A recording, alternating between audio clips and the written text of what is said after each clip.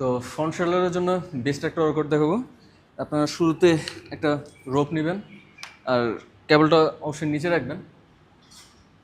তারপর এই শোল্ডারটা একটু পিছনে রেখে সোজা উঠাবেন।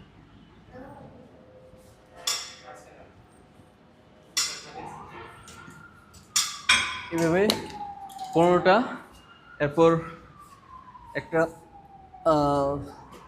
দুটো 5 কেজি বা আপনি যেই ওয়েটটাই পারেন ওই 5 কেজি বা 7 কেজি এরকম একটা ওয়েট নেবেন।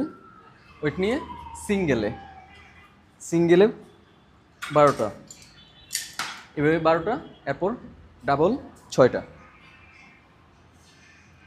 তো এই ওয়ার্কআউটটা যদি আপনারা করেন তবে অবশ্যই ফ্রন্ট শোল্ডারে ভালো একটা রেজাল্ট পাবেন। ফ্রন্ট শোল্ডারে ট্রাই করে দেখতে পারেন।